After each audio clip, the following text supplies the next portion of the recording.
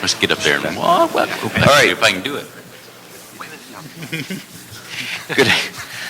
Good afternoon and welcome to this hearing of the Budget and Finance Committee. Today is Monday, February 25th, 2013. I'm Paul Krikorian, Chair of the committee, joined by Council members Mitchell Englander and Bill Rosendahl, and we are ready to begin today's agenda. We'll be taking general public comment at the conclusion of today's agenda items. So if you'd like to fill out a speaker's card for public comment, please do so and bring it forward.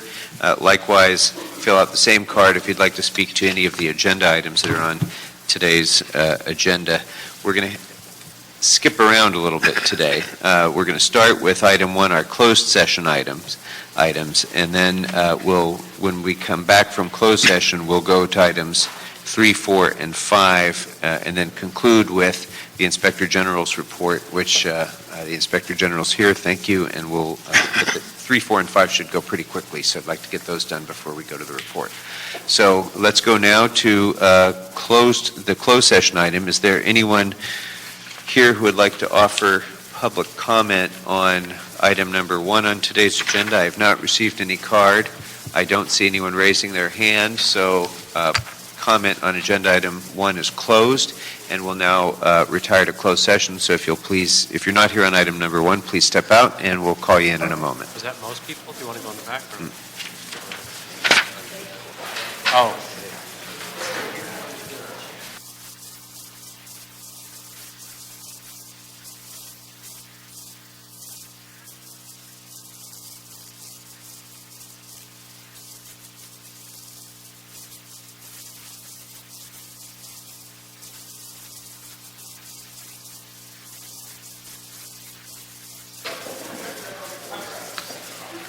Good. General public. We'll just open it and close it. Hello, sir. How are you? How you doing, Richard? Good to see you.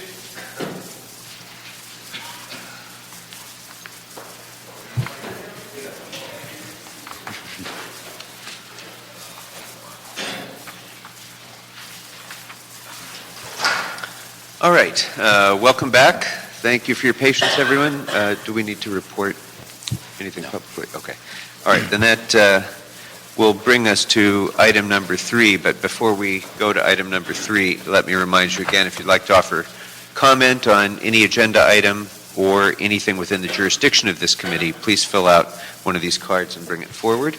And let's go to item number 3, please. Sure. Item 3 is an Office of Finance report in response to motion Perry Parks regarding analysis of the city's exposures to manufacturer and retailers of assault weapon type weapons and ammunition. Good afternoon. Good afternoon. Tom Juarez, Office of Finance. We went ahead, and Office of Finance went ahead and provided to council, or want to provide to council, our overall exposure with respect to this motion. Relatively small on a percentage basis, roughly 0.5% in our Walmart exposure name. Current market gains or losses are roughly $500,000 if we were to divest. And with that, I'll take any questions.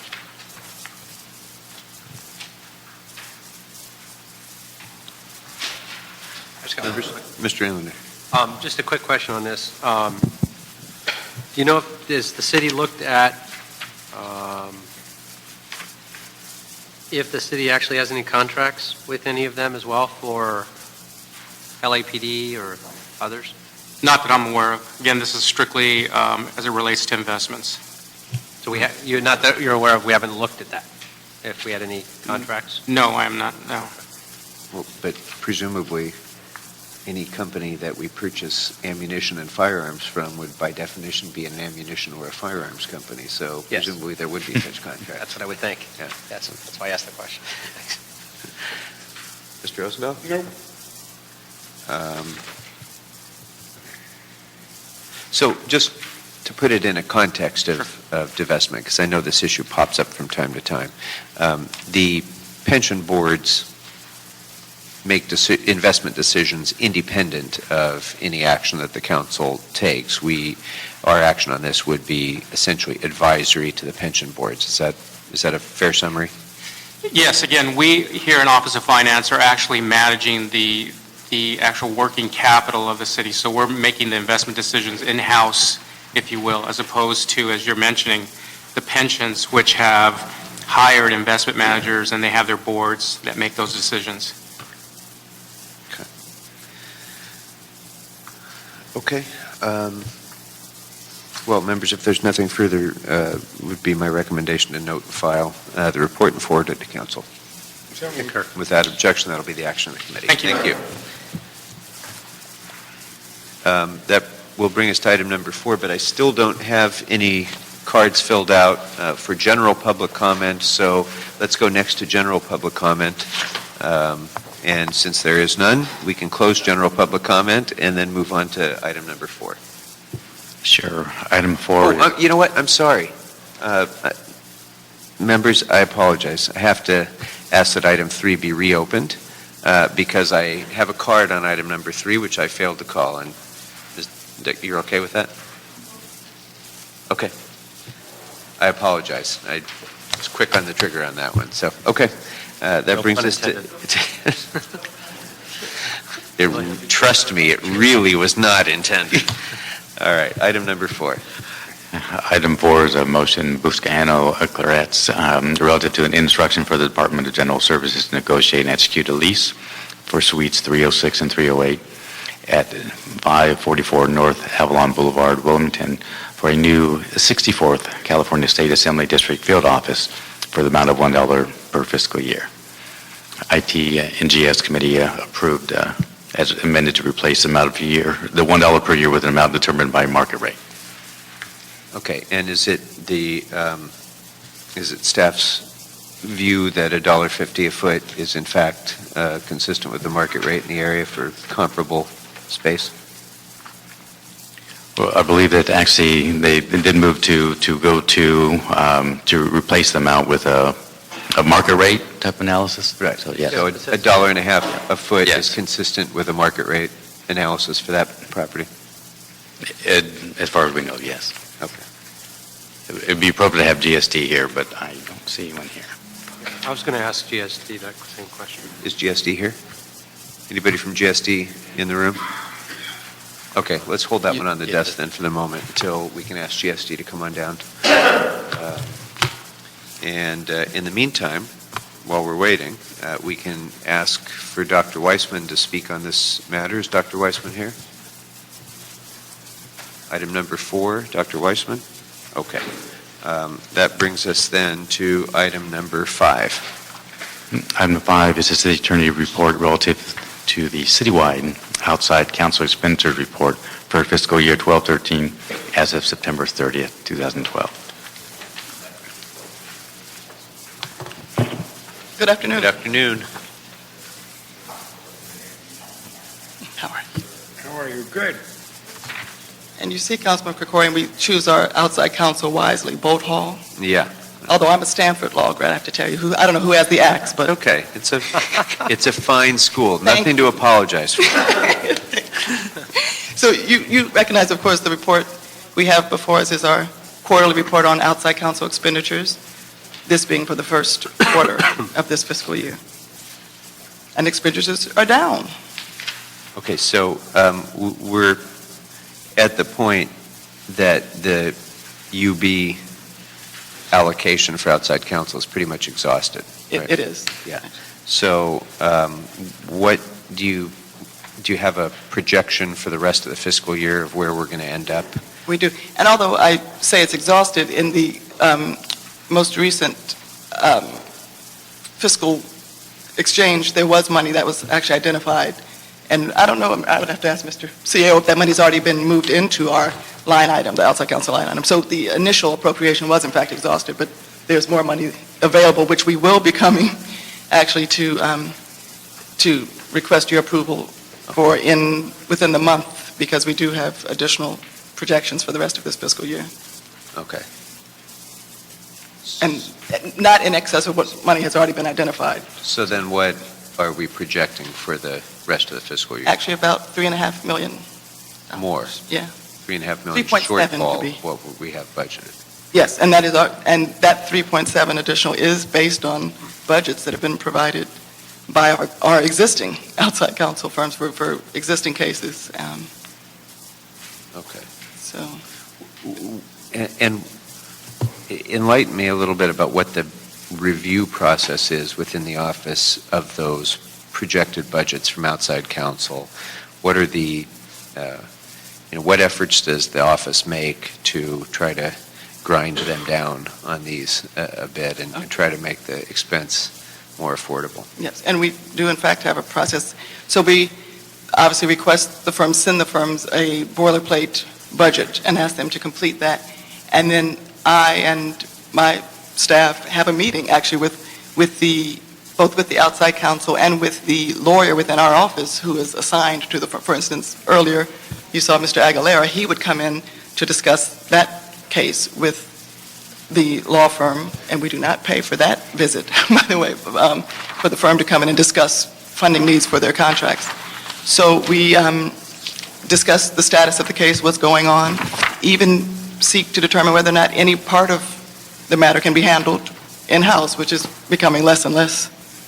We're less and less capable of doing that because of the way our internal resources are currently. And just really push to see whether or not there's been any change, first of all, in the litigation. Litigation changes so frequently. So since the last budget and last projection, we asked whether or not there's been a change in the litigation such that, and sometimes it goes up, sometimes down based on changes. So we really look very closely at the budget projections. And then also at the invoices, there's yet another review process.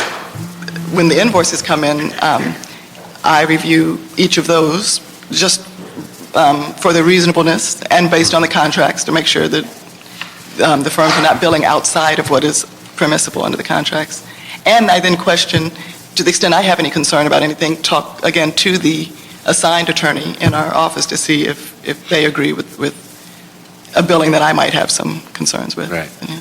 Now, I don't remember if we do this annually or how often we do it, but from time to time, we approve a list of authorized outside counsel that includes their billing rates, their hourly billing rates, as I recall. Now, that's only the conflicts panel, actually. That's only on the conflicts panel. Yes. So what regulation is there, what opportunity is there for us to, or do we weigh, does the council weigh in at all on the hourly rates paid to outside counsel where there are no conflicts? Council has not done that in the 11 years I've been here, for whatever reason. What you certainly do is approve every contract before we retain outside counsel. This council approves the contract, but we don't usually bring the hourly rate as part of that request for approval.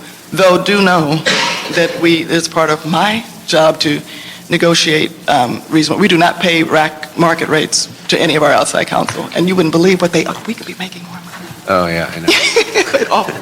No, but so we do not pay market rates to any of our outside, and that's not unusual. The firms are accustomed and realize that they will not be paid their market rates by the city, and then they're accustomed to that and willing to reduce their rates. Mm-hmm. But so that type of negotiation happens before we come to you for approval of an outside contract. Are there any of the, I haven't looked at how the matters are broken out as closely as I might. Are there any matters for which outside counsel has been retained that encompass consumer protection so that we might be able to utilize the Consumer Protection Trust Fund in the City Attorney's Office to pay for some of their expenses? Not that I can think of, actually. We have, out of the general funded contracts, we have some ADA and, mostly greatly police employment matters, but not consumer protection. But that is another point that is well made by you. We always look to whatever special funds might be available. We even have intellectual property counsel, and there's an IP account that we look to assist in funding that. And of course, the proprietary departments all pay for their own outside counsel. And in the special funded arena, Again, we have, and the pension departments pay for their own outside counsel. If I may, the city attorney does have, the Consumer Protection does pay for some staffing and some expenses. Internal staffing? Internal staffing and expenses. And I think it's about $2 million for this year. Okay. Mike, But as of yet, no outside.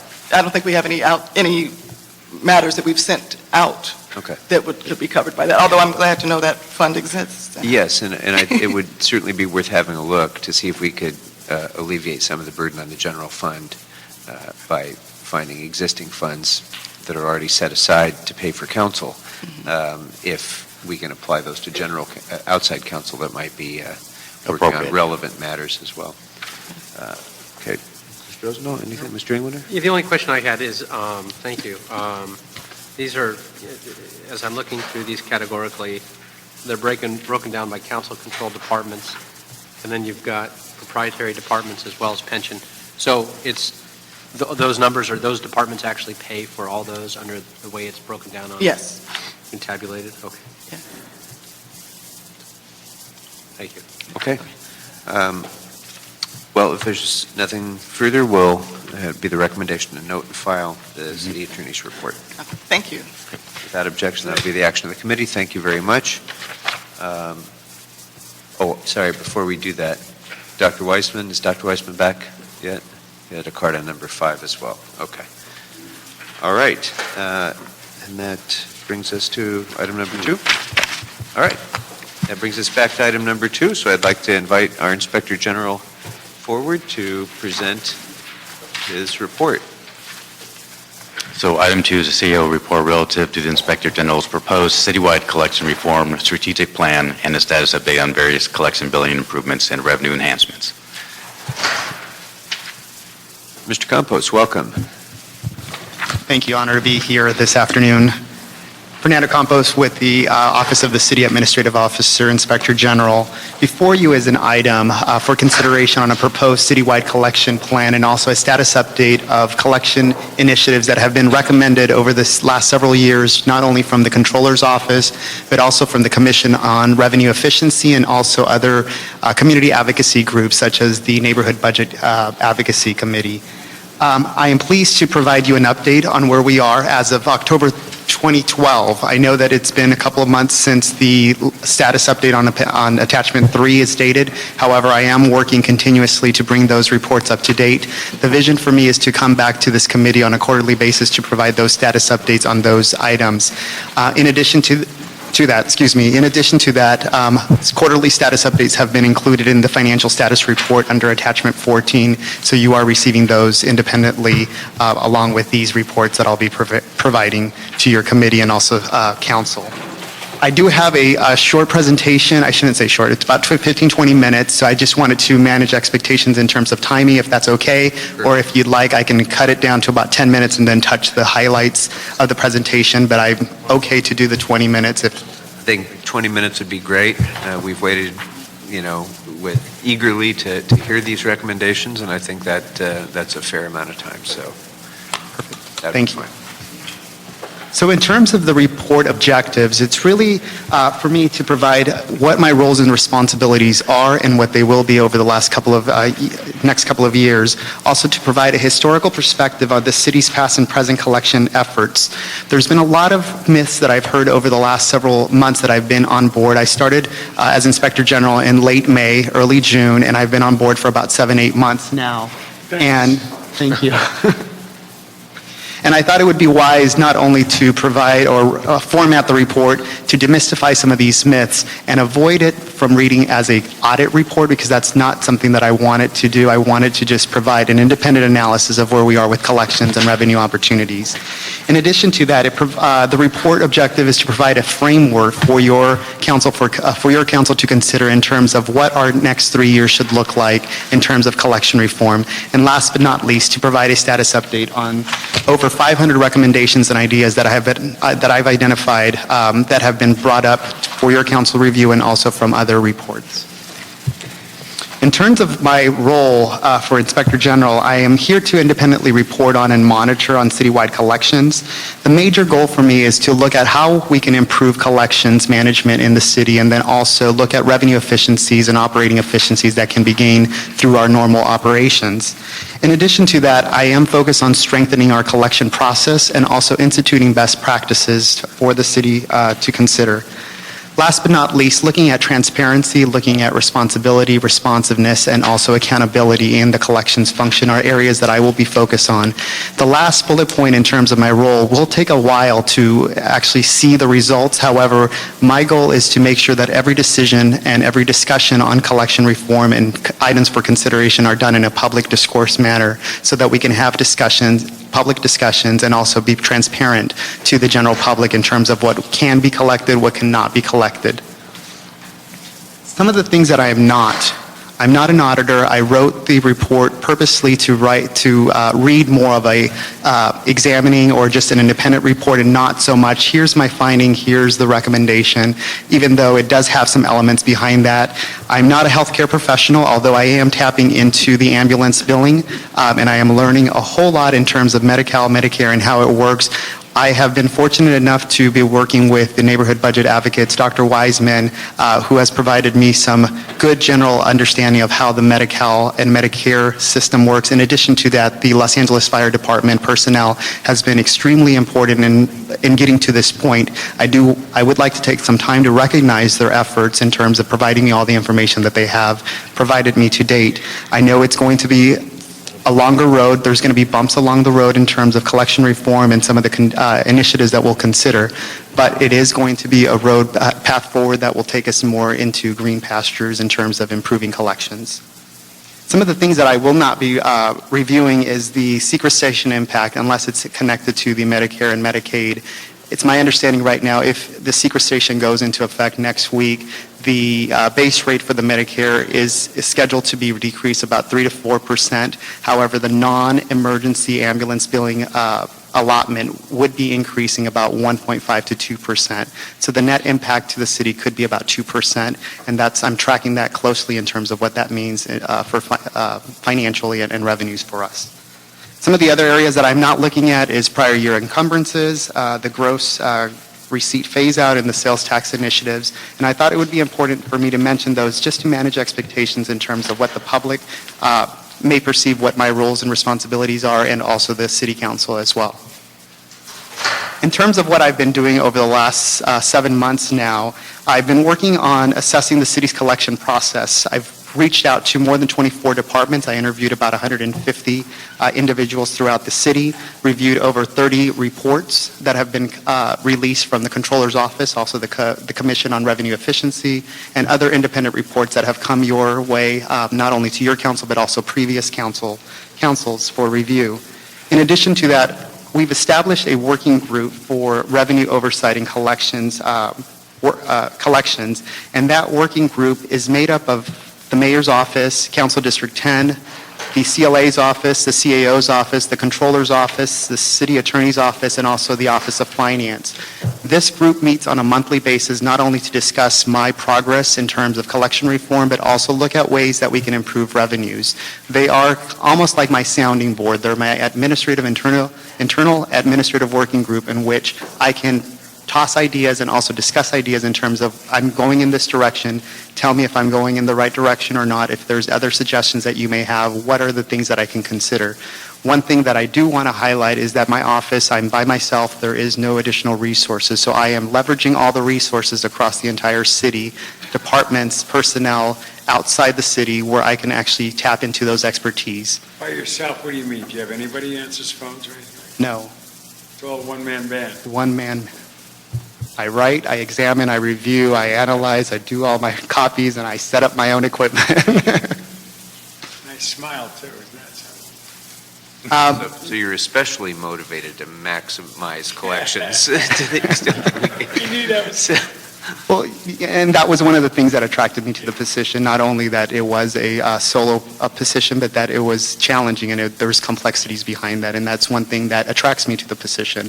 And not only that, but I do believe that there are areas for improvements, which I will discuss in greater detail in terms of some solutions that the city should consider to improve collections.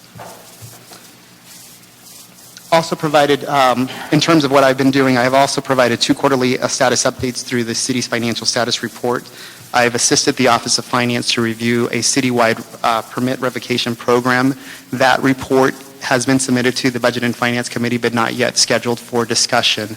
Also, I've reviewed the citywide tax allocation audit services. That report has already gone through your board and approved by council in terms of what we can do to improve auditing services of our tax accounts. And last but not least, I am reviewing our collections board review protocols, processes, so that we can look at ways that can improve that process and also ensure that we're writing off the right accounts. That report has been completed, but is still in circulation internally. Once that report has been completed and all feedback has been received, that will be submitted to City Clerk for discussion, public discussion. In terms of historical context, just to lay the framework of why I'm here and why collection reform is so important, over the last 20 years, there's been several reports in terms of how do we improve collections, how do we improve revenues, can we centralize billing, can we centralize collection. About 5 years ago, about 2007, about 12 reports have been released since then, and rather reading them, I will just let them speak for themselves. And then there's also attachment number 2, I believe, in the report that lists all the studies and reports that I've reviewed over the last several months. And then in May 2012, I came on board, and then the proposed 3-year collection reform strategic plan was completed in draft form and circulated, and now before you is the proposed plan, the framework for consideration. In terms of why collection reform and why it's important, I think that the timing is right. Not only was I hired right at the beginning of the fiscal year, but now we are having discussions in terms of budget development for next fiscal year 13-14. The CAO's office has reported a budget deficit for next year about $216 million, which has been decreased from over $1 billion to the $216. But also there's opportunities for us to improve revenues and also identify other revenue opportunities and cost measures through the budgetary process. There's been numbers and there's been discussions not only from the public but also media in terms of how much money can the city collect, and it's sitting on hundreds of millions of dollars on the table in terms of collection. And what I have done, and I've been working with the Office of Finance and also about 13 other departments to get to this number in terms of how much can we really collect. Approximately 79 million of the 443 million that was reported in the June 30, 2012 report from the Office of Finance is more likely to be collected. The $364 million delta is the part that will not be collected or is less likely to be collected. And I'm choosing those words carefully because there's a portion of that will not be collected and we cannot legally collect, not only because we've surpassed the statute of limitations, but in cases of ambulance billing, when it comes to Medicare and Medicaid reimbursements, the reimbursements come with a cap limitation, meaning that once you receive payment from the federal or state government, you're not allowed to balance bill the patient for those services. So payment is received, or once the payment is received for those services, it is considered paid in full and you're not allowed to balance. If you do balance bill, then you're in violation of the Code of Federal Regulations and also the State of California Code of Regulations. What kind of money are you talking about, the difference? For the Collect and not collect on that particular point? I'm going to go into detail in terms of what cannot be collected, but in terms for ambulance services, approximately $160 to $165 million will go uncollected every year because of our transportation mix, and I will go into details in terms of what that means in a few minutes. And that is your biggest chunk of why that $364 million will not be collected every year. In terms of some of the accomplishments that the city has done, I think that not only this report provides opportunities for improvement, but it's also a time for us to recognize some of the contributions that city departments and city employees have done over the last several years. There are some areas that are above the industry standard or right around the industry standard, and that is our parking citation, about 84%. Our police false alarm permits are about 85%. Our collections for housing for the Residential Stabilization Ordinance and also the SCEP program are about 85%. And then also the collection of our business tax is about 80% on time. There are some departments that are automatically sending collection accounts to collections through the city's financial management system, and that is the Department of Public Works. I will highlight I have highlighted in my report that only about 4 departments are aggressively and currently using the city's financial management system for accounts receivable. Every department is using it for the accounts payable module. That's money going out to vendors, but when it comes to money coming back to the city, only 4 are fully using the city's system. 2 additional departments are partially using the city's financial management system, and an additional 8 departments are interfacing with the system, but they're not using the actual module to manage those accounts. Why is that? Are there barriers to their doing so, or what have you been told by those departments that aren't? In my interview with the departments, I did ask that same question in terms of, can we move some of these departments? Some departments have their own billing system, and my report and my recommendation to council is not to centralize billing at this point. I think that we can benefit from standardizing and uniforming billing practices across the city first before we consider centralization, but the centralization of collection is one of those elements that can be considered for centralization at this point. In terms of departments not using the AR module within the FMS system, one, they're using their own billing systems in which they've already invested substantial amounts of revenue and investment into those billing systems. 2, the city's financial management system does have limitations in terms of usage. What I mean by that is that the city's financial management system requires departments to fill or have at least 50 fields in order for the departments to utilize the AR module. Many departments have about 10 to 20 fields that they can capture at this point. If you do not have the entire 50 fields, for the Controller's Office, the departments are not able to use the city's financial management system at this time because it would be considered just partial information. And so many departments will invest and have invested in their own city's billing system, not only because their operations are so unique and they're unique to their operations and the billing system will meet their operational needs, but in addition to that, they've already invested and they've already moved forward in implementing the systems, standalone systems. There are about 23 to 25 systems that are standalone right now that can benefit from retirement. The proposed strategic plan does require 2 options, or it does recommend 2 options. One is that departments that are not using the city's financial management system and have their own standalone system, and that system is eligible for retirement, the recommendation is that those departments start migrating into the city's financial management system and start retiring those standalone billing systems. And those standalone billing systems in those cases are not sophisticated billing systems. In many departments, they use Word, Excel, or even Access database to track their accounts receivable. So those types of standalone systems are eligible for retirement immediately. And then, I'm sorry, have you presented that finding to the new IT general manager that we've brought on board? Have you shared this information with him as well? not the new general manager, the interim. At the time that I did my interviews, I did share this information, however, not the new GM. And I can definitely loop back with that person.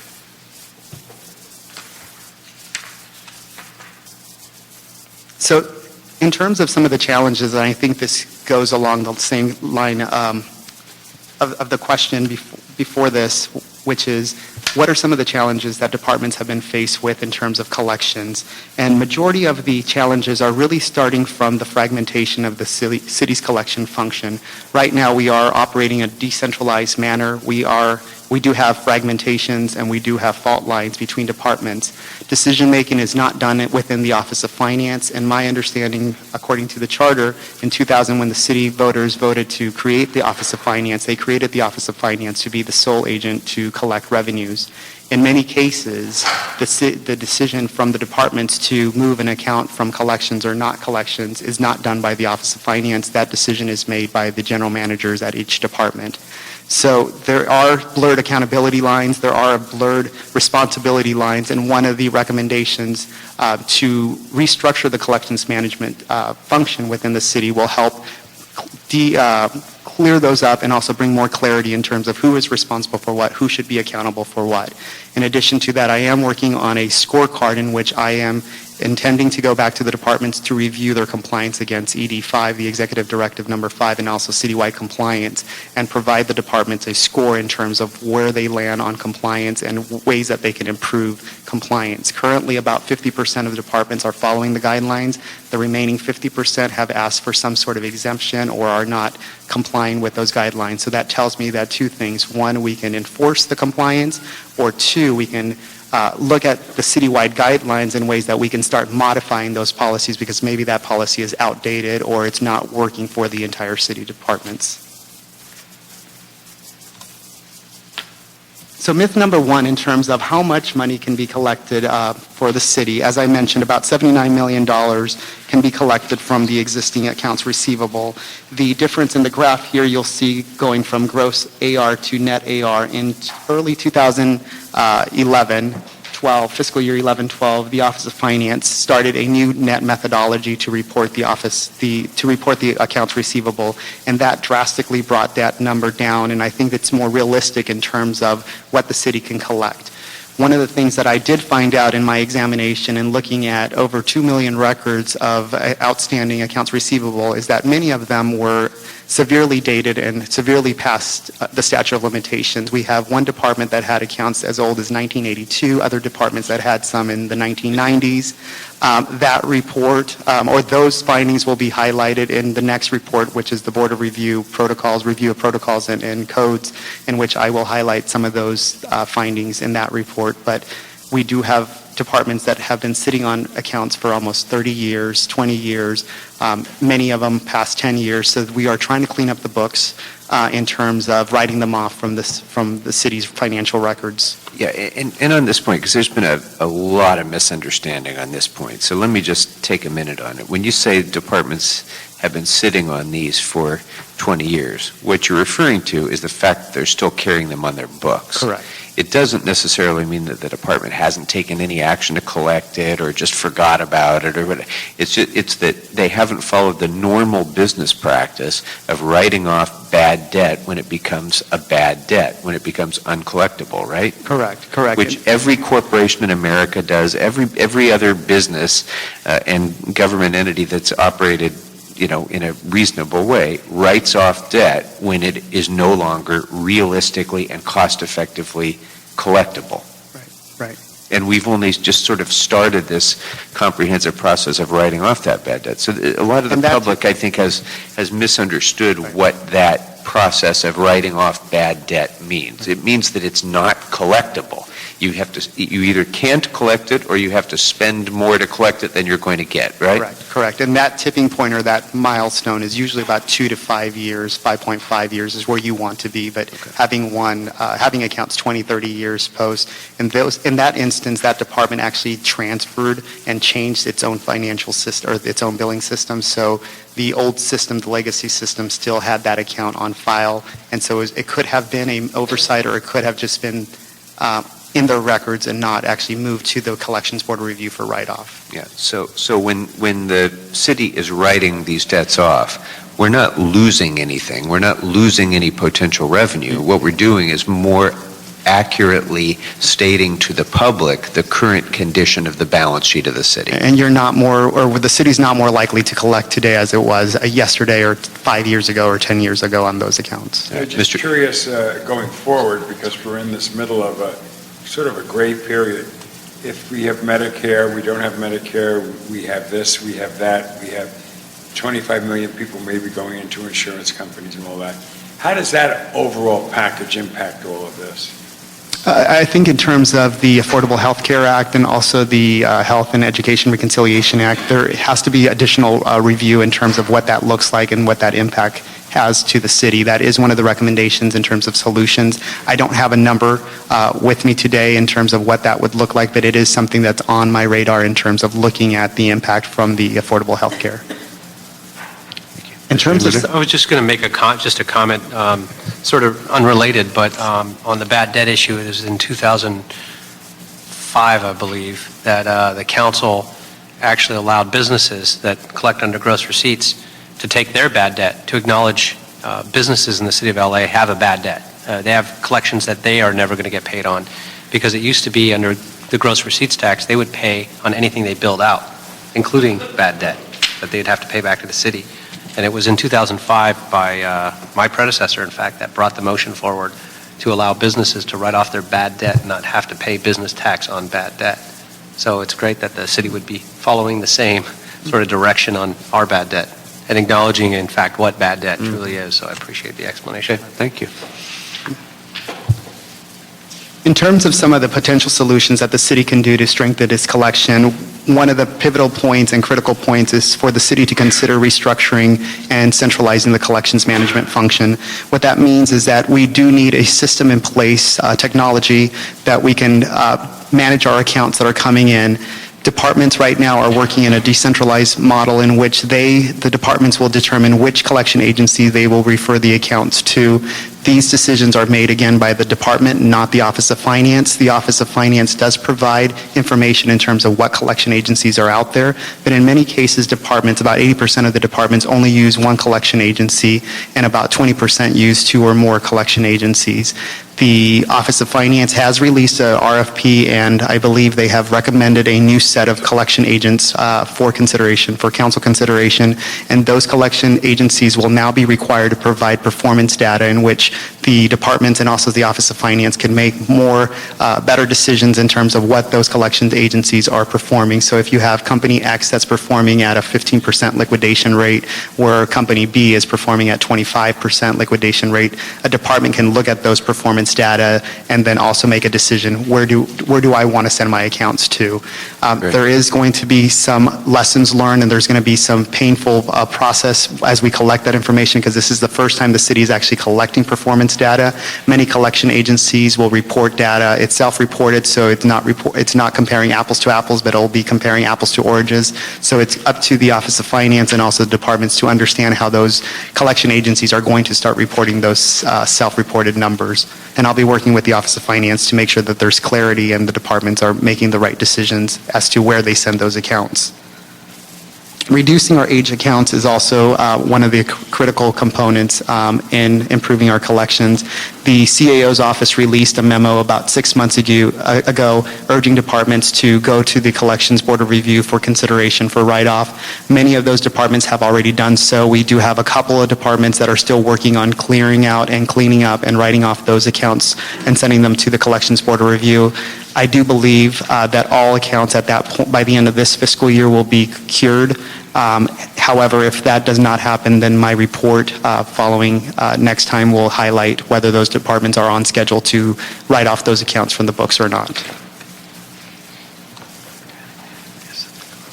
Councilman Rosendahl, you had asked the question in terms of Medicare and Medicaid and some of the impacts. The next slide, 12, provides two charts. One is the transports that the Department of the Los Angeles Fire Department provided in terms of transports for fiscal year 11-12. Approximately 192,000 transports were provided last fiscal year. Of those transports, 1 out of every 2 transports are for individuals that are eligible for Medicare and Medicaid. What that means in terms of financial impact for the city is that Medicare provides on average about $460 for every transport that we bill. Our weighted average for the city is approximately $1,212 for every ambulance service that we provide. Some are as low as $1,000, some are as high as close to $1,400, but the weighted average about $1,200. The point that I'm trying to make here is that the Medicare reimbursement is approximately $460 of that $1,200 bill that we send out. Because of the Code of Federal Regulations and the rules not to balance bill, we cannot get the difference, that delta between the $460 and the $1,212. So then that automatically inflates your accounts receivable, and I believe that the methodology approach will start bringing that number down so that folks realize that we are providing 1 out of every 2 transports to Medicare or Medicaid recipients. So from the moment it's billed, it's uncollectible, and yet Correct. It still goes on to our accounts receivable. Correct. And not taken off. Let me ask you about this. Have you heard of a group called Mobile Medical? I have. And I gave them a certificate at the city council. And the reason I did is Mobile Medical takes your Medicare and your Medicaid cheaper and provides the ambulance. I personally ended up in ambulances with having radiation. no additional charge. It was built into that thing. That group brings doctors to the house, nurses to the house, physical therapists to the house, people who draw blood to the house. It is in-house healthcare, in your home. It's with dignity and respect and support system. I was blown away by Mobile Medical's ability to live even below what hospice is, which is more expensive. Hospice is the most expensive strategy. But Mobile Medical covers. Do you think they can be of value with you in this whole business here? I believe there's an opportunity there. I believe that there's some solutions that I'm going to highlight in the next slide in terms of ways that we can improve that. Commercial insurance or private insurance, which is another third-party method of collection, that is your highest return on your billing rates. They pay about 90 to 95% of all your bills. For the Medicare, Medicaid, in terms of getting the patient data is the most critical point, getting the right information, getting the accurate information so that you can start billing the federal and state government. So there is an opportunity there that I can look into in terms of improving our ambulance billing. I was going to ask you about that. Yeah, if you had the information of inaccurate information that's being keyed in, it's one of the things we took up in the Public Safety Committee, is that now that we've gone to the electronic processing, which was a big issue, the paper system That has did not improved. work. So that was a major improvement. But a lot of the information, when it's keyed in, is lost in translation when they send the data up, because it's all done through cellular networks. And oftentimes the cellular network, without getting into all the Right. details, we have some issues there with the data of being inaccurate, if you will. And the city did experience that increase in the revenues by outsourcing its billing a couple of years ago in 2011, in which it realized about a $10 million gain over the last 2 years by outsourcing not only the billing and collections function of ambulance billing, but also the use of technology. And I think that was the major player to improve that collection of data. But that best available technology does become dated every 6 to 1 year. So you do need to keep that refreshment of that technology. That means an investment. The Los Angeles Fire Department is working with the consultant in terms of what we can do to turn around that equipment. Also, the parking, the Department of Transportation is the same situation with parking citation in terms of getting the right and best available technology so that we can avoid circumstances of inaccurate data. And just so I heard you accurately, you said the ones that are on Medi-Cal and Medicaid, the reimbursements are 1 out of every 2 transports. In other words, it's about half of what we're actually collecting? Correct. And then of the ones on private insurance, we're billing the differential to the patients, is that correct? Correct. And do you have did you provide any further breakdowns of sort of percentages of which ones those are? Medi-Cal, Medicaid versus private insurance versus no insurance versus? I do actually have this, if you can give me just 1 second.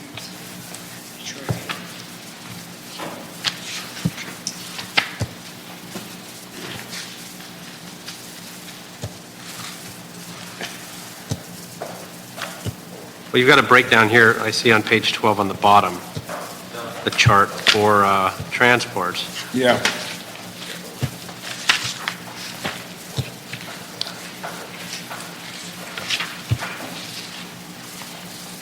So let me go through my files to see where we are in those numbers, and I can either provide that, come back in this presentation, or I can always follow up with that. But I did reach out to about 13 different agencies across the nation, and what my focus when I was benchmarking and collecting industry best practices, I looked at the top 20 cities across the nation by population.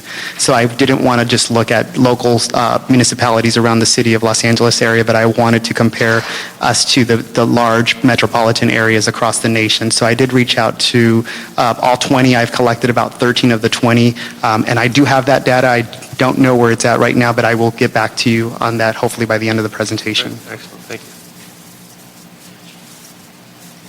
Now, when you look at the ambulance billing, you have 2 different types of ways that you can track your ambulance billing. You can track it by transport mix, which is of the patients that you do transport, what does that look like in terms of whether they're eligible for Medicare, Medicaid, or third-party insurance, or they're self-pay. But then also that you can track your ambulance billing by what they call financial class or payer mix. Of those patients that are Medicaid, what does that represent in terms of revenues, and of those that are third-party private insurance, what does that represent in terms of revenues? So if you look at the green pie, about 16% of all our transports right now are for individuals that have commercial insurance or third-party insurance. But when you look at our revenues, about 47% of our entire revenues basically comprise our revenues for the entire ambulance billing. So that means that the 16% is paying about 90-95%, and that's the area of opportunity to increase.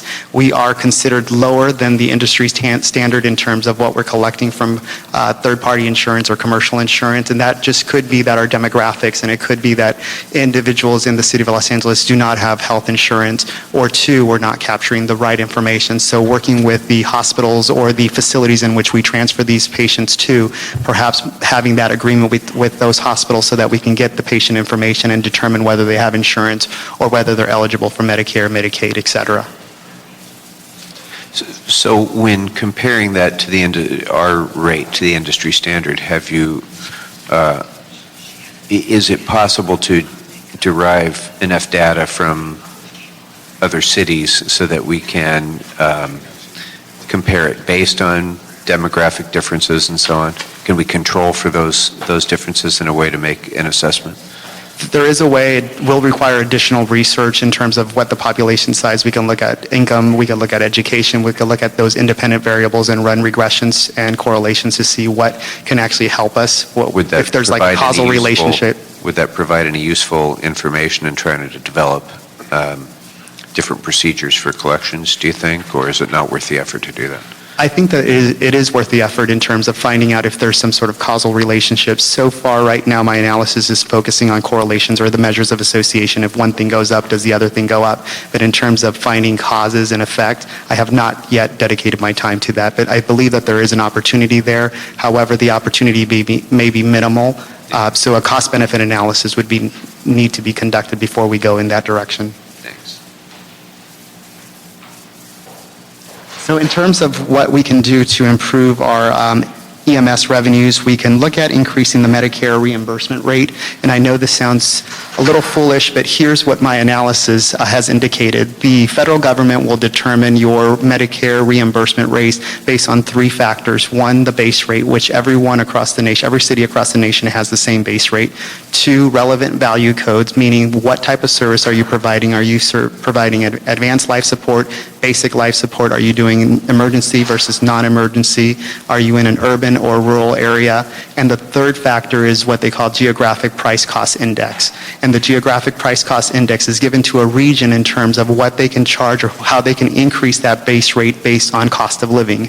The city of Los Angeles falls in 12th place in many cases or 14th place in terms of where they land as a national average. We are the second largest city, yet the county of Orange, Santa Ana, and Anaheim is considered number 5 on the list. So one of the analysis and one of the things that I'm looking at is how can we peg ourselves to at least the Orange County rate? And if we do that, the cost difference per service could be anywhere from $20 to $100 for every transport. And if we're doing close to 90 or 100 transports per year, then that could be a couple of single-digit millions that the city can realize in additional revenue. That type of solution is not a short-term solution. It's going to take a couple of possibly rule-making process or reaching out to the Department of Health and Human Services in terms of changing that GPCI code for the city of Los Angeles. But if we do realize that change, we could be looking at single-digit improvements in revenues. Yeah, and it's a structural change that has, year-over-year impacts on our deficit rather than most of the collection, well, I shouldn't say most, but much of the so-called collections reform benefits, which are, result in one-time savings. This is an actual structural reform that would help year after year. Correct. Yeah, you got me intrigued. And what would be the process, next steps moving forward to first make the determination to figure out what that process is, but Right. how would that be done, and who are the decision makers? The decision makers, ultimately, it's going to be the Department of Human and Health Services at the federal level. So reaching out to that department to see when they're scheduled to do their next review. They are required to review the relevant value codes and also the geographical price cost index every 5 years. The last time they reviewed it and published those rates was in 2005. They have done adjustments every year, but they are in arrears in terms of getting that adjustment. So there have been a couple of lawsuits that I've reviewed in terms of some municipal governments suing the federal government for getting those rates adjusted as quickly as possible, because every day that goes on, that means every dollar that goes uncollected for them. So in terms of next step, looking at the federal government as one way, and then looking at their rulemaking process, and then also looking at organizations in Southern California that we can partner with so that we can reach out to the state and also to the federal Not to government. give you more work, and you've done a lot as an office of one. This is incredible. But could you capture that element in particular, as the chair indicated? I mean, this is a structural change, something we should really immediately focus on, and put together at least a one-page fact sheet on that, with that information, and let's see what we can do to be helpful, particularly since I think quite a few of us are going back to Washington in March as well, and meeting with a lot of members of our congressional delegation, but let's see what we can do to help on that right away. Thank you. I will definitely do that and can do that. In terms of other proposed solutions for ambulance billing is capturing the accurate and complete patient data, which we've already talked in terms of using technology, looking at ways that we can do alternative service delivery methods, but at the same time making sure that we're decreasing response time, increasing quality of service. And last but not least, looking at possibly offering a city-offered EMS insurance plan. I looked at the city of Fullerton and also the city of Downey, in which they provide their residents for a cost of about $50 to $80 an insurance plan in which they can opt in or voluntarily purchase in the event that they need an ambulance transport. That insurance will basically pay for that. In those two instances, it's not a program that's going to generate revenue, but it's going to contain costs, or at least close that delta of the unreimbursed. Great. Yeah, we've got an RFP right now, actually, already on the street from the fire department and the CAO on looking at the alternative service delivery methods, some of the things that Mr. Rosendahl talked about as well. Just so I don't know if you're aware of that, but I am, and it's part of the collection reform plan too, and I believe that the timing is going to be synchronized in terms of when we can get to that time schedule or the milestone. So in terms of parking citations, I'm going to switch the hat here, and I'm going to go a little faster because I know it's been more than 20 minutes now. Illegally parked ambulance. So, and the reason I'm concentrating on parking and also ambulance is that more than 80% of our accounts receivable portfolio is made up of those two major accounts. So I think that they warrant the additional time and understanding of how it operates and how it impacts the city's budget. In terms of parking citation, majority of the parking citations that are uncollected are really from two big pockets. One is title ownership changes, in which someone can change the ownership of the vehicle at the time that they receive the parking citation. They owned it. By the time we bill it, they now no longer own it. Or two, they change the ownership title, so we cannot legally pursue them. And also the rental car insurance, rental car issuance. And so rental cars represent about 2.7 of all write-offs that we send to the Collections Board of Review, and then also the title ownership's about 10%. The main point behind this graph is that the city's share of revenue has increased from about $119 million to about $152 million over the last 6 years. At the same token, the County of Los Angeles share has increased from $21 million to about $37.3 million over the last 6 years. And what that means, and Councilmember Englander, you may appreciate this because I know you asked the statistical questions in terms of what does this mean, and are we sure that this is where we should concentrate and put our concentrations in. I looked at the Commission of Revenue Efficiency and their reports. They did provide a report number 7 on their phase 2 in terms of parking citation. In that report, it did illustrate about 6 recommendations on what we can do to improve parking citation. My analysis also supports their findings in terms of parking citations, that parking title ownership and also rental cars will continuously increase and be the 2 major pockets over the next couple of years. The graph on the left pretty much looks at the next 4 years of what rental car issuance will go up in terms of non-collected violations or citations. That will go up about 4%, to about 4%. Right now, it's a little under 2%. And the statistical analysis basically says that over 80% of the variance is explained with this trend. And so the goal behind these 2 graphs is really looking at, if we do nothing, will it continue to will the problem still be there, or will it go away, or is there improvements from our third-party vendor or other remedies that the Department of Transportation has been doing? Right now, if we do nothing, then you can see that it's still for the title ownership, it's going to be over 10% of your entire portfolio, and rental car issuance will still be the second largest growing population of uncollected Have you looked tickets. at any other cities or ordinances we could use to go after the rental car companies, make them liable here in the city? Is there any other? One of the recommendations that I'm doing, that I'm proposing in the proposed 3-year strategic plan, is looking at ways that we can change state laws, and this is, again, one of those mid to long-term goals that we can start holding the rental car companies liable for the outstanding or the financial piece. Right now, state law only requires them to provide the data or the person who rented the vehicle at the time of rental. And so once that information is provided to us based on their best knowledge at the time, then we will continue or pursue the collection of that citation, but in no case are they responsible for the outstanding debt. So if they give us Joe Smith at XXXYZ address, and we send the bill out to that address, and that person doesn't respond, that's it. We cannot go back to the rental car agency to say, can you give us more information on it? Right now, the state law just says, I gave you the address, I gave you the phone number, I gave you the name on file. Then at that point, it's up to you to pursue that I misled collection. you when I asked earlier if we could have one fact sheet back on the ambulance. You want another one on parking citation? You wish. Well, I think there's ways we may be able to help. And we've actually reached out to our friends in Sacramento on other issues similar to this, and got some state laws changed. And we've got a lot of council members that have got a lot of friends up there as well. So. If I could just take that point, he's right on the mark. Why don't you draft something for us that you think would be the appropriate state legislation? And we'll give it to our Assembly and Senate members and get them to provide some leadership for us. We'd be happy to do that. Yeah. The minimum of fact sheet, we can work with our CLA to get all those details, and absolutely look into that. Thank you. So I'm going to... That's my gold in the gutter. Oh, wait. Let me write that down.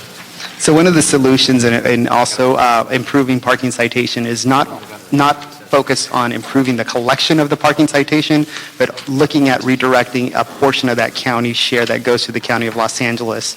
So back in 1994, the state of California decriminalized parking citations for non-moving violations, in which the city opted to in-house that parking citation collections and billing function in-house. And so what that means is that as of 1984, now we pay the County of Los Angeles on a per citation basis, approximately $12.50 in today's monies. For every citation that we issue, we do send $12.50 to the County of Los Angeles. And so if you look at this chart, looking at the last 6 years in terms of what our portion, the revenue portion that the city retains, it's been relatively flat, about 60%. This number does vary from the Department of Transportation. They argue that it's about 72 to 74%. The reason why we're different is that they do not include the county share as part of their denominator in their formula, IAM, and also tickets that are issued, but they're adjudicated after the point that they're issued. I do include those in the denominator up to the point that they're adjudicated or adjusted. And do we actually pay on issuance and not collection? No, we only pay on collection. So we can issue all the tickets, but we will not forward that county share until we actually receive that portion.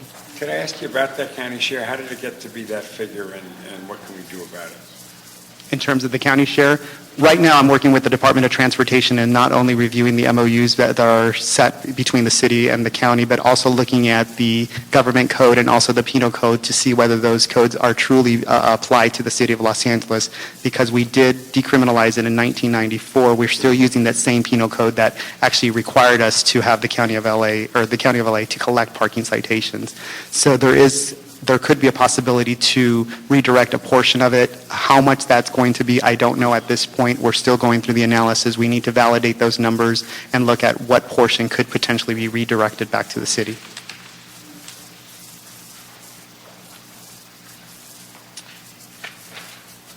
So myth number 2, in terms of the city has done nothing to improve revenues, really quickly, over the last several years, about $37 million has provided relief to the general fund and about $3 million in special funds. So there is evidence that the city is doing something to improve revenues.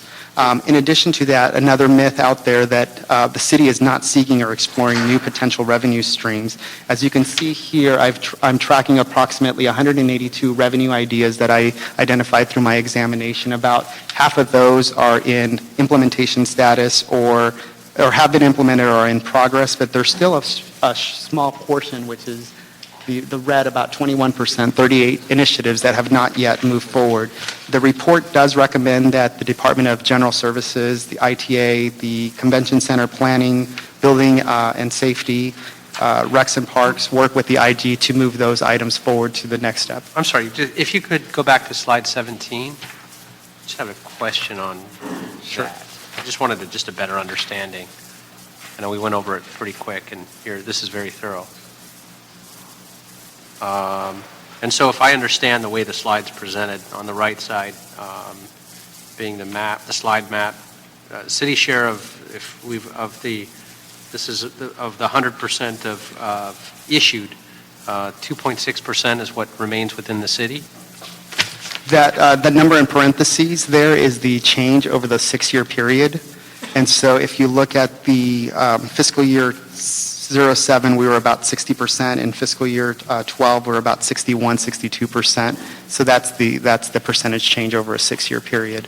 But the main line, or the main takeaway for this graph, is that the city has been relatively flat in terms of its fees. So Well, even though we've increased we've the increased it fines, 7 times, and 7 we are times. collecting more money, but in terms of what we retain we're not retaining. in a percentage distribution basis, we're really not retaining Their more. percentages keep going up. Correct. And then what is the estimated adjustment, the negative 49% towards the bottom?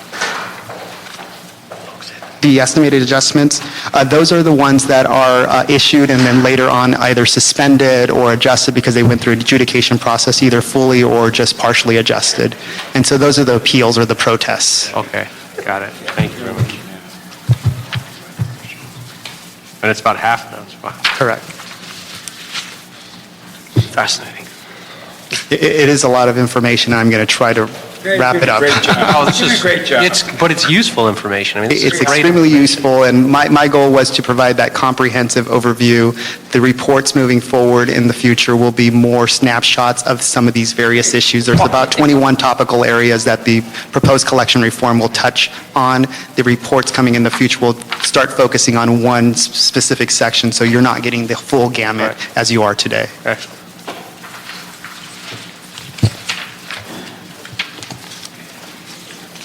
And so myth number 3 is really talking about the core, which is the Commission on Revenue Efficiency. A couple of public comments that I've received, that I've heard over the last several months, is that we're not moving on some of those items. And right now, my analysis indicates that we have implemented about a quarter of those initiatives. About a little over 2/3 of those initiatives are still in progress, but there is a small portion, about 3 items or about 5%, that have not yet moved, and that is a point that I am highlighting in the report to move those items forward. And I am recommending that the CAO office, our office, start looking at ways that we can move those 3 items into either implementation, or if they're not feasible or economical, start making a decision that they're not going to be moved forward. So I want to just interrupt the flow for a minute because Mr. Rosendahl had a couple questions that he wanted to get in front of you, and he might need to step out. So before he finishes, before he needs to go, I want to have him have a chance to ask. I appreciate everything you're doing, too, and you're doing a great job in giving us insight and information. How effective was the tax amnesty program to begin with? In terms of the amnesty program, there is slide number, we were able to collect funds. I'm going to give you that number in just a couple minutes.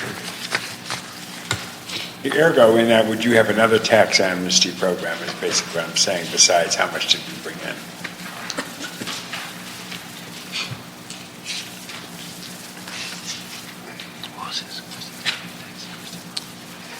Give me 1 second, I'm just flipping to that slide.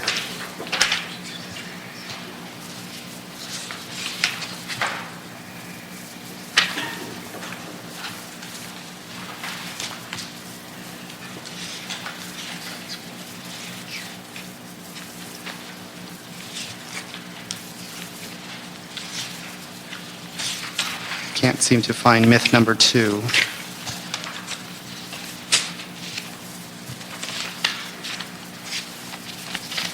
Okay, so in terms of the amnesty program, we're looking at about $7 million. The Office of Finance collected about $12.4 million over the last 2 years from the non-amnesty program, the tax lien, the offer in compromise. So in terms of effectiveness, yes, we did see an increase in revenues, and it was effective.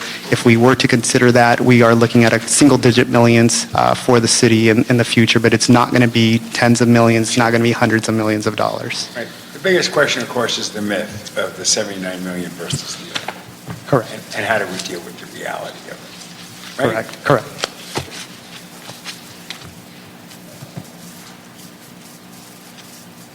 That's it. I'm done. Okay. Thank you. So I'm going to move on to the proposed strategic plan, and the proposed strategic plan lays out a 3-year roadmap, if you will, of what the city should consider in terms of collection reform over the next 3 years. I do have to disclose that the plan will be painful, and as we go along, there's going to be bumps along the road. It's not going to be an easy transition. There's going to be analysis that need to be conducted, so there will be some bumps that we'll have to endure. But I believe that the 3-year plan will take us in the right direction. In terms of the plan, there are 5 goals, about 23 objectives, and they focus on governance and administration, streamlining the legal and legislative process, ensuring fiscal recovery and discovery, strengthening business and economic development, and also organizational development and technology. Goal number 1 really looks at institutionalizing a governance structure and realigning the collections function.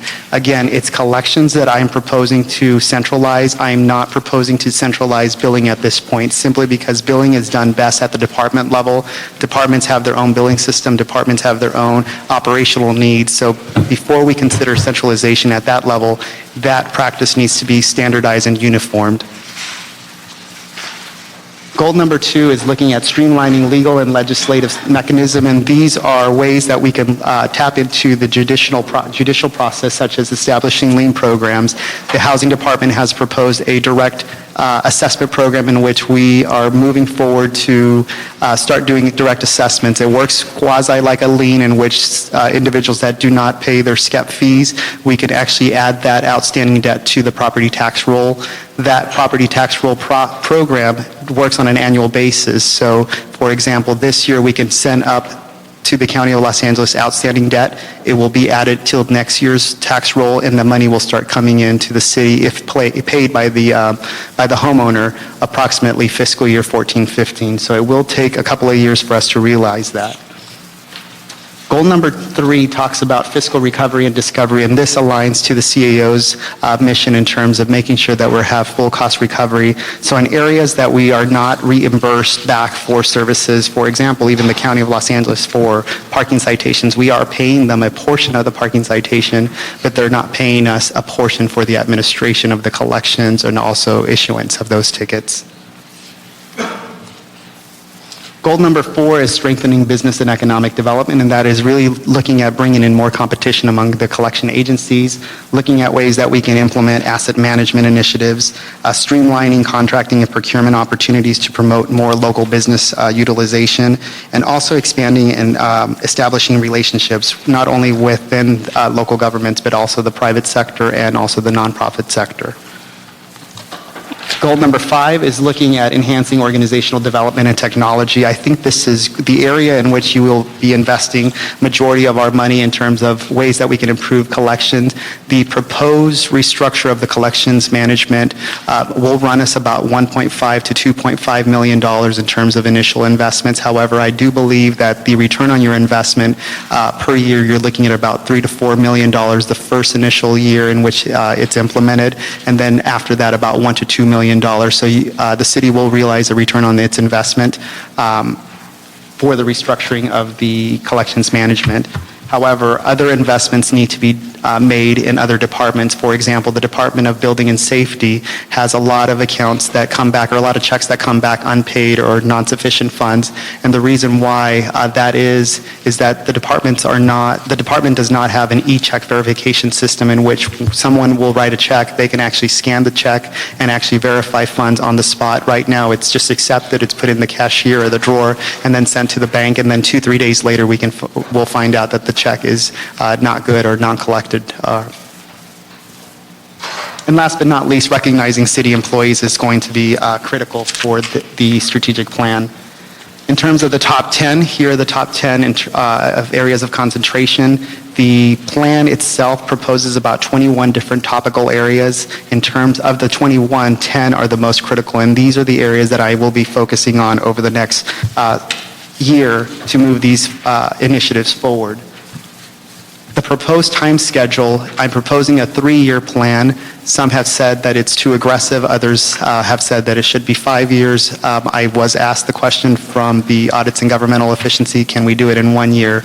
And the answer is no, I can't do it in 1 year, but I believe 3 years is the happy medium. It's in the middle of the road. There are going to be some short-term solutions that we can implement, but majority of the solutions are mid to long-term solutions that will take a couple of years to be realized.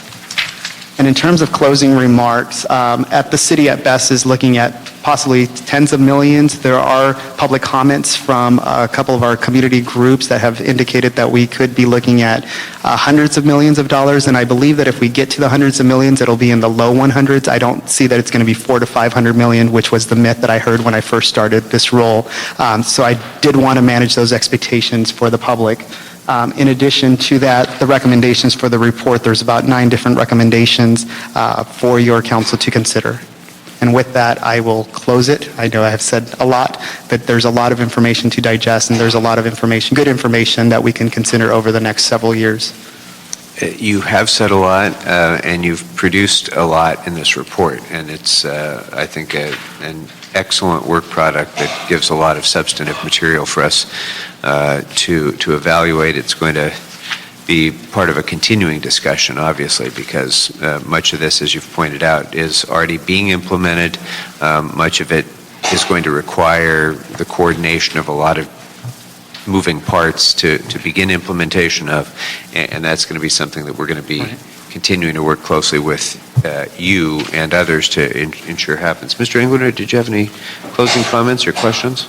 Yeah, just a few. I'll be brief because I know the presentation was in depth already, and but some of the things that you brought to the table, particularly the integration of the technology and some of the policies discussions that have to take place and change, particularly relating to one of the 2 biggest areas with the ambulance billing and the need to work with Washington and Sacramento on some of the parking issues and rental car companies. I mean, very specific policy items, but I think the broader discussion also about what has been stated over the bad debt, if you will, and trying to resolve some of that is critically important. I think it's also important to our credit rating agencies, because we can't keep going out there to say we're not doing a good job of collecting debt, where other cities have been able to write a lot of these things off in a much quicker time period where things are simply not going to get collected ever. We've got to do that, and I know we've struggled in some regard with the ambulance issues because of HIPAA laws, and other cities, while they've been able to get around that, we keep getting hung up in some places there, and I'm not sure if you at some point can shed some light on that, but I wanted to compliment you because this is incredibly in-depth. There are a lot of great recommendations here that have to be followed up on, and you're doing a lot for one individual. I think it was a position that was well funded, and we found the right person for it, and particularly the fact that you've worked with, you not only dusted off all the old reports and looked at what and did the analysis of what works best and what's been implemented by department and what hasn't and what we should be doing, and then prioritizing those, which is really important, because you can't really take a shotgun approach or nothing gets done, but it's very targeted and methodical, and I want to compliment you on that. Thank you. Really appreciate it. Yeah, absolutely. And I think the point of reviewing the prior reports and reviewing the suggestions that have come in from all quarters, certainly from labor, from others regarding this, is in itself a very important role that you've served here, because it's important that people understand that their suggestions are being heard and being considered and being evaluated. And for example, writing off the bad debt is important for us to be straightforward and honest with the public, because there are these notions out there that people recommend, well, if you just did a better job of collecting X, Y, or Z, you'd have plenty of money. Well, your work has demonstrated that much of that is based on fallacious assumptions, and the bad debt being one of them.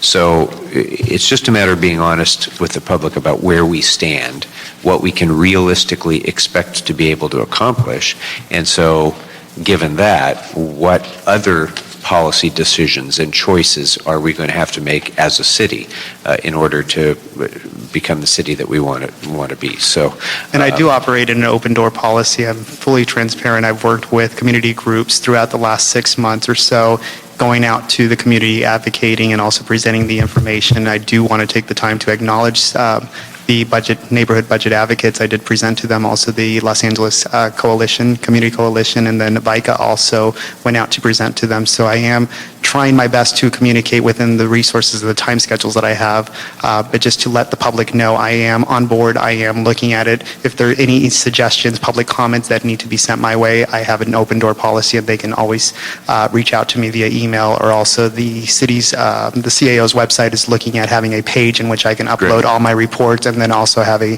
distribution list or comment cards that can be submitted that way. well, that's very important, I think, and that we need to make sure that gets done. Now, when you were looking at you have a list of all the old reports that you've considered. I didn't see listed among them the Neighborhood Council Budget Advocates report on paper? last year's budget, the white paper on last The year's budget. November Is that- 2011, it should be listed. Okay, so that is among those that you did? Yeah, oh, have a chance- absolutely. Okay, very good. Absolutely. In Just fact, wanted to- I am... That's fine, you don't need to find it, as Yeah. long as you did it, I'm that's what working I with need to them. know. I believe that they're going to schedule a next report coming out, and I've offered myself to also provide any information that they may need or any assistance that I can provide them to help them develop the next white paper. Very good.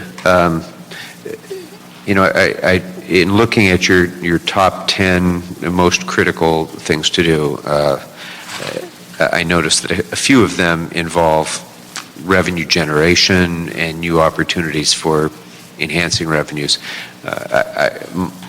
As I'm going to get to this in a moment, what I suggest we do with the report right now, but I would suggest that given your limited resources and given the fact that every time you come here to talk to us, we ask you to do more things, and I expect that will continue to be the case, I would ask that along the lines of what you outlined at the beginning in terms of the role of the office, I would ask that you focus first and foremost on what we do to collect that which is already outstanding. And then when it comes to new revenue options, that will be something that, you know, while your input would certainly be valuable, it encompasses so much more in terms of drawing inputs from the relevant departments, the relevant policy committees, and so on to the committee. That should be secondary to the first priority of the office, which is revenue collection of existing accounts receivable and existing processes that we have and revenue streams that we have. Before we go to any action on this, Dr. Weissman had submitted a card on this. I appreciate that you said that you'd already made a presentation of the budget advocates. I'm pleased to hear it. And Dr. Weissman, while you were out, by the way, the Inspector General threw you some props for your help with regards to healthcare billing in particular, and so I just wanted to make sure you were aware of that. But come on up, Dr. Weissman, and if you can, offer your comments. First of all, I must go right back to what the Inspector General said. We have been working with them very closely, and plenty of hours have been spent in that already.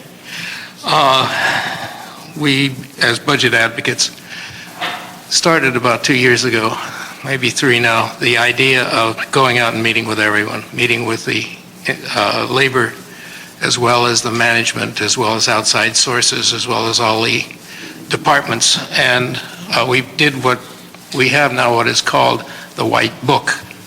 And I want that on your record. The white pages is the cream. The White Book is the rest of the bottle. And when it comes to collections, it's just astounding how parallel the findings. We didn't ask him to find this. It just seems to be that if our group is founded, and his group is found, and his group, there's a group right there. Something must be true about this. There's an I in team. Yeah, he's a group of one. He's done a remarkable job. because, of course, he came at it with a certain level of expertise that we didn't have, but as volunteers, we found the collections were a real problem. I think we better start by putting several words on the table. We're talking about collections, but we're also talking about uncollectibles, about billables, collectibles, and collected. And, you know, if we start using those terms accurately, it's going to make this an awful lot easier. This thing began with the Macias report, which is the substance of the controller's report several years ago. That report suggested that there was $451 million worth of uncollected over I think it was a 5 or even 7 year period of time prior to that. Based on that, the controller came forward with her recommendations for a review of this whole process, and she cited that number. Core cited something over 300 million uncollected. Right. We are now hearing that there may be 79 million that can be collected.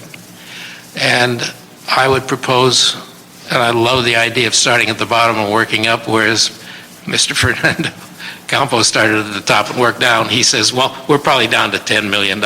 We're going to push that up because in addition to what is outstanding and collectible this year, which is what you directed your attention to, Mr. Englander, I'm going to tell you that as a physician who started with the same hospitals that the emergency medical service people started, the paramedics, who's been with the LA Care program for over a decade, I'm not with them anymore, but who's had a lot of experience in billing. What's happened here in the city is our billing is atrocious. Okay. There's no other word for it. So You have a document in front of you that gives some of the ideas, but I believe that we have some billing that could be done starting this year that is at least 50 million, probably more like 100 million in new collectibles that hasn't even been started to be collected. So we'll be hearing the report of the budget advocates, and I appreciate your work and the others' work on that, and I especially appreciate that you've worked collaboratively with the Inspector General's office, because I think that that is really helping to produce an exceptional work product. So thank you, Dr. Weissman. We'll hear more about your other recommendations. Like the on other another recommendations, this is not going to be a one visit to this committee, and we'd love to have some real meaningful time to go into some of the details that aren't available today. We will do that when that report is ready to be presented. Mr. Campos, thank you, Dr. Weissman. I just, again, want to acknowledge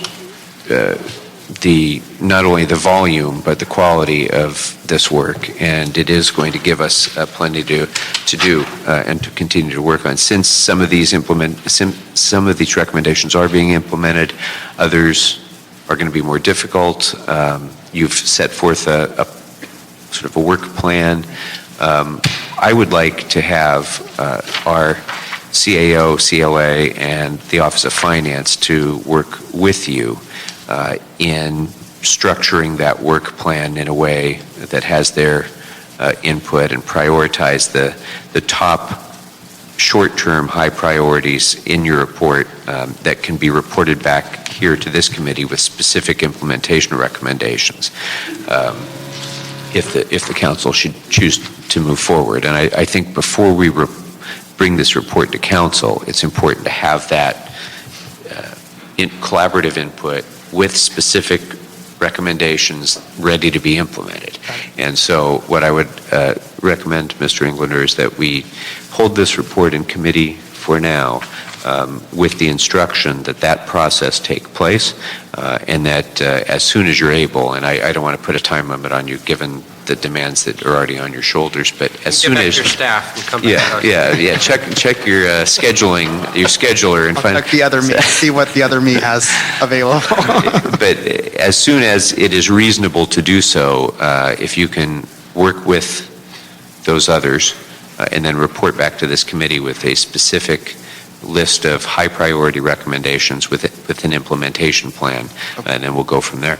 Absolutely. Okay. Good idea. All right. Thank you very much. Thank you. Mr. Campos, thank you. Dr. Weissman, thank you. And that brings us then, the remaining matter on the item is going back to item number 4. Do we have somebody from GSD who's still here? I think they came and stopped left? in and then had to check out. Okay, then we're again. going to hold that one, in committee until next week then. Oh, okay. Is there something particularly time? I spoke to them, and they were saying that the $1.50 per square foot is, it includes utilities and parking. It is a sort of a governmental rate, and it's something that we've been working with other agencies. It is similar to a rate that we're charging for the Chicago building Okay. in CD 14. No, I'm fine with it, but you had a specific question. I did. It sounds like most of it's been answered, so I'm fine with it. Okay, then we'll go ahead and advance it to council on chair and members' recommendation. All right, thank you. Okay. And that is the last item, so. That is the last item, and we've already closed With public that, though, comment. if we're going to rent the space to that assembly member for that Okay. under market, we should ask him to help fix the ambulance issues in Sacramento and the parking. He can carry the parking There will fix be for us. no such No trade? arrangement, but I am happy to have a discussion with that assembly member about various things that we can work on of interest to the city of Los Angeles. Yes. And I'm sorry, going back to item 4, the recommendation would be to concur with the ITGS Yes. committees. Yes, that would be a chair and member recommendation. All right. Perfect. With that, we are adjourned.